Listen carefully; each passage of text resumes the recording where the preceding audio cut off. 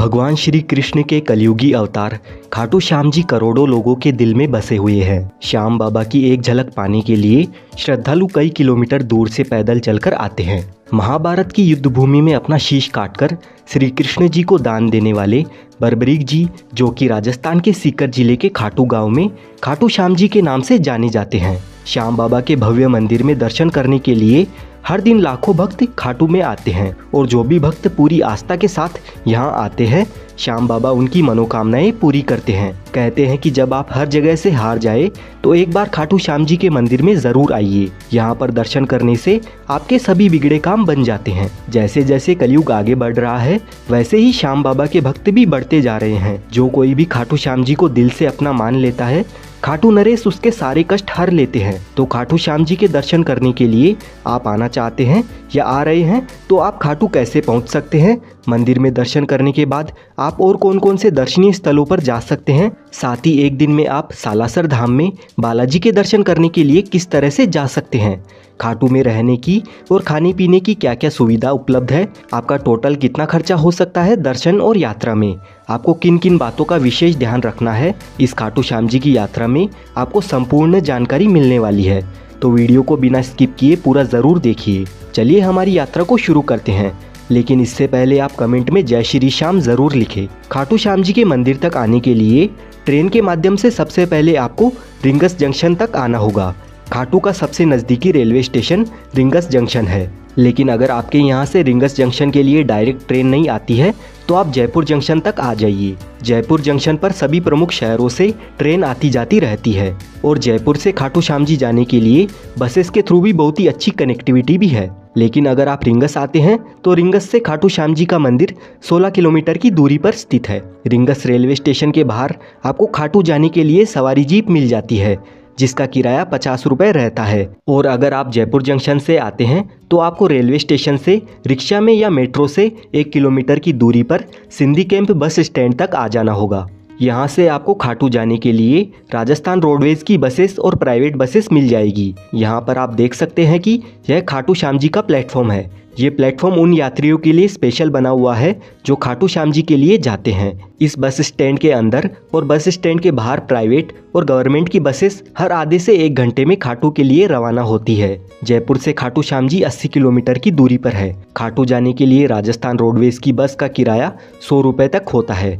इसमें बदलाव होते रहते हैं और प्राइवेट बस में नॉन एसी बस का किराया 100 रुपये और एसी बस का किराया 120 रुपये का होता है। लगभग 2 घंटे का सफ़र तय करने के बाद हम खाटू श्याम जी के बस स्टैंड पर पहुंच जाते हैं और इस बस स्टैंड से खाटू श्याम जी का मंदिर मात्र 1 किलोमीटर की दूरी पर स्थित है। बस स्टैंड से बाहर आते ही सबसे पहले आपको ये वाला प्रवेश द्वार नजर आता है।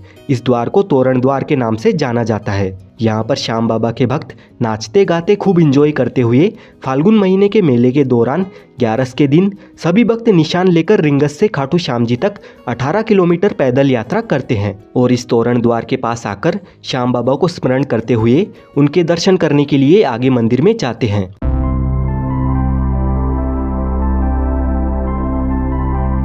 मंदिर की ओर जाते वक्त आपको रास्ते में बहुत सारी प्रसाद की दुकानें नजर आएगी। इन दुकानों से आप भी प्रसाद ले सकते हैं। श्याम बाबा को मिश्री, पेड़ा, चूरमा और गुलाब के फूल प्रसाद के तौर पर अर्पण किए जाते हैं। खाटू श्याम जी के दर्शन करने से पहले सभी भक्त मंदिर के पास में बने इस श्याम कुंड में स्नान करने के बाद ही खाटू श्याम जी के दर्शन करने के लिए जाते हैं। ये कुंड मंदिर के रास्ते में ही आता है। प्राचीन मान्यताओं के अनुसार इस श्याम कुंड में स्नान करने से चर्म रोग भी ठीक हो जाता है। और यहाँ की एक और विशेष बात है, इस जगह पर पुराने ज़माने में खेत हुआ करता था और यहाँ पर एक गाय आकर रोज अपने आप दूध दिया करती थी। जब लोगों को इस बात का पता चला तो यहाँ खुदाई की गई। तब 30 फीट नीचे महाभारत कालीन बर्बरीक जी का शीश प्राप्त हुआ।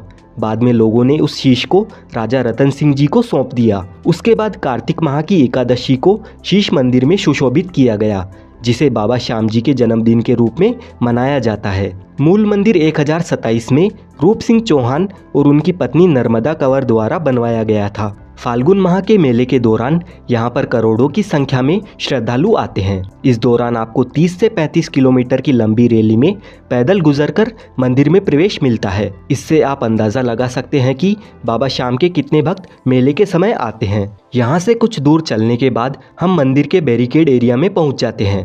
अगर आप खाटू श्याम जी के दर्शन सबसे नज़दीक से और अच्छी तरह से करना चाहते हैं तो बैरिकेड में बनी हुई सबसे पहली वाली लाइन में आपको जाना होगा। अगर आपकी किस्मत अच्छी रही तो आपको बाबा के दर्शन नज़दीक से मिल जाएंगे। महाभारत काल में वनवास के दौरान जब पांडव अपनी जान बचाते हुए जंगलों में भटक रहे थे, तब महाबली भीम का सामना हिडिंबा से हुआ।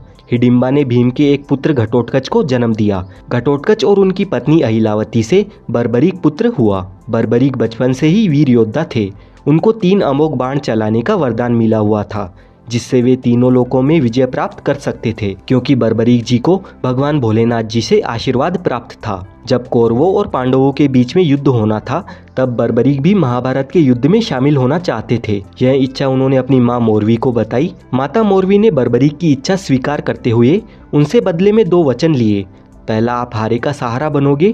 दूसरा, आपसे कोई दान मांगेगा तो आप मना नहीं करोगे। बर्बरीक दुनिया के सर्वश्रेष्ठ धनुर्धर थे। बर्बरीक के लिए 3 बाण ही काफी थे, जिसके बल पर वे कौरवों और पांडवों की पूरी सेना को समाप्त कर सकते थे। युद्ध के मैदान में भीम पौत्र बर्बरीक दोनों खेमों के मध्य बिंदु एक पीपल के वृक्ष के नीचे खड़े हो गए और यह घोषणा कर डाली कि उस पक्ष की तरफ से लड़ूंगा जो हार रहा होगा। बर्बरीक की इस घोषणा से कृष्ण चिंतित हो गए। भीम के पुत्र बर्बरीक के समक्ष जब अर्जुन तथा भगवान श्री कृष्ण उसकी वीरता का चमत्कार देखने के लिए उपस्थित हुए, तब बर्बरीक ने अपनी वीरता का छोटा सा नमूना मात्र ही दिखाया। कृष्ण ने कहा कि यह जो वृक्ष है, इसके सारे पत्तों को एक ही तीर से छेद दो तो मैं मान जाऊंगा। बर्बरीक ने आज्ञा लेकर तीर को वृक्ष की ओर छोड़ दिया।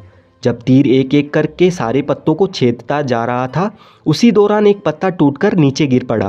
कृष्ण ने उस पत्ते पर यह सोचकर पैर रखकर उसे छुपा लिया कि यह छेद होने से बच जाएगा, लेकिन सभी पत्तों को छेदता हुआ वह तीर कृष्ण के पैरों के पास आकर रुक गया। तब बर्बरीक ने कहा कि प्रभु, आपके पैर के नीचे एक पत्ता दबा है, कृपया पैर हटा लीजिए, क्योंकि मैंने तीर को सिर्फ पत्तों को छेदने की आज्ञा दे रखी है, आपके पैर को छेदने की नहीं। भगवान श्री कृष्ण यह जानते थे कि बर्बरीक हारने वाले का साथ देगा। यदि कौरव हारते हुए नजर आए तो फिर पांडवों के लिए संकट खड़ा हो जाएगा, और यदि जब पांडव बर्बरीक के सामने हारते नजर आए तो फिर वह पांडवों का साथ देगा। इस तरह वह दोनों ओर की सेना को एक ही तीर से खत्म कर देगा।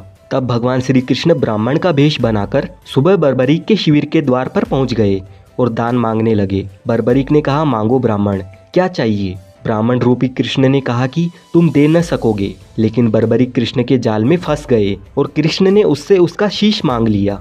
फिर बर्बरीक ने हंसी खुशी अपना शीश दान दे दिया। बर्बरीक के इस बलिदान को देखकर दान के पश्चात श्री कृष्ण ने बर्बरीक को कलयुग में स्वयं के नाम से पूजित होने का वरदान दिया, और जो भी भक्त हार रहे हैं उनका आप सहारा बनोगे, ये वरदान दिया। इसीलिए खाटू श्याम जी को हारे का सहारा बाबा श्याम हमारा, यह भक्ति भाव से कहा जाता है। आज बर्बरीक को खाटू श्याम जी के नाम से पूजा जाता है। जहाँ कृष्ण ने उनका शीश रखा था, उस स्थान का नाम खाटू है। श्याम बाबा के दर्शन हमें बहुत ही बढ़िया सुंदर तरीके से बड़ी आसानी से हो जाते हैं। खाटू श्याम जी के दर्शन करने के बाद हम आ चुके हैं प्राचीन श्याम कुंड में। यह वही प्राचीन श्याम कुंड है जहाँ से खाटू श्याम जी का शीश प्राप्त हुआ था। पहले सभी भक्त इस प्राचीन श्याम कुंड में स्नान किया करते थे, लेकिन भक्तों की संख्या अधिक बढ़ने के कारण प्राचीन कुंड के पास में ही नया कुंड बनाया गया था, और प्राचीन कुंड से ही इस वाले नए कुंड में पानी निरंतर आता रहता है। इस प्राचीन कुंड के बारे में बहुत सारे भक्तों को मालूम नहीं है, तो यहाँ पर भी आप आकर दर्शन जरूर करना। खाटू नगरी में आपको खाने पीने की कोई भी कमी नहीं होने वाली है। यहाँ पर बहुत सारे रेस्टोरेंट्स बने हुए हैं, जहाँ पर आपको 100 रुपए की स्टार्टिंग में वेज थाली मिल जाएगी, और यहाँ पर आपको बहुत सारे मिष्ठान भंडार भी नजर आएंगे, जहाँ से आप मिठाई, चूरमा, रबड़ी, मावा कचौड़ी, इस तरह के सभी व्यंजन इंजॉय कर सकते हैं। यहाँ पर खाने पीने की बढ़िया बढ़िया चीज़ें मिल जाती है। अगर आप श्याम बाबा के दरबार में रुकना चाहते हो तो तोरण द्वार के पास में ही काफ़ी सारी धर्मशालाएं मौजूद है। यहाँ पर आपको एसी, नॉन एसी और फैमिली रूम मिल जाते हैं। श्याम बाबा के दर्शन करने और यहाँ पर घूमने फिरने में हमें आधा दिन लग जाता है। इसके बाद आप भगवान हनुमान जी के दर्शन करने के लिए जाना चाहते हैं तो खाटू के इस बस स्टैंड से सालासर जाने के लिए निरंतर बसें मिल जाती है, जिनमें पर पर्सन 120 रुपए का किराया लगता है, और सालासर पहुंचने में 3 घंटे का समय हमें लग जाता है। सालासर बस स्टैंड पर पहुंचने के बाद यहाँ से मात्र 5 मिनट चलने के बाद हम सालासर मंदिर के गेट नंबर 1 पर पहुंच जाते हैं। सालासर बालाजी मंदिर भगवान हनुमान जी के भक्तों के लिए एक धार्मिक स्थल है। यह राजस्थान के चूरू जिले में जयपुर बीकानेर राजमार्ग पर स्थित है। हर साल देश भर से असंख्य भक्त यहाँ पर बालाजी के दर्शनों के लिए सालासर धाम आते हैं। यहाँ पर हर साल चैत्र पूर्णिमा और अश्विनी पूर्णिमा पर बड़े मेलों का आयोजन किया जाता है। भारत में यह एकमात्र बालाजी का मंदिर है जिसमें बालाजी की दाढ़ी और मूंछ है। सालासर धाम में आने वाले सभी यात्रियों की सुविधा व धाम का विकास श्री बालाजी मंदिर के माध्यम से श्री हनुमान सेवा समिति द्वारा किया जाता है। यहाँ रहने के लिए कई धर्मशालाएं और खाने पीने के लिए रेस्टोरेंट्स बने हुए हैं। श्री सालासर बालाजी मंदिर में बालाजी को चूरमा का भोग लगाया जाता है और जो बालाजी की मूर्ति है वो स्वयंभू है, यानी जमीन से निकली हुई है। तो आप खाटू श्याम जी के दर्शन करने के बाद सालासर धाम में भी आ सकते हैं।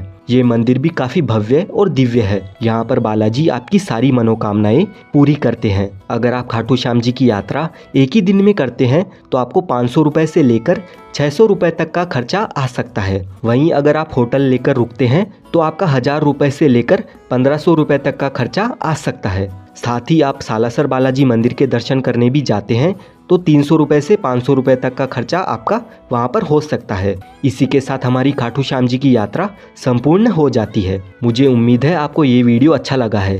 अगर आपको वीडियो पसंद आया है तो वीडियो को लाइक करें, चैनल को सब्सक्राइब कर ले। इस वीडियो की रिगार्डिंग आपका जो भी सवाल है आप कमेंट करके पूछ सकते हैं। साथ ही इस वीडियो को अपनी फैमिली, फ्रेंड्स या आप जिस किसी के साथ में भी बाबा के दरबार में आना चाहते हैं उनके साथ शेयर ज़रूर करें।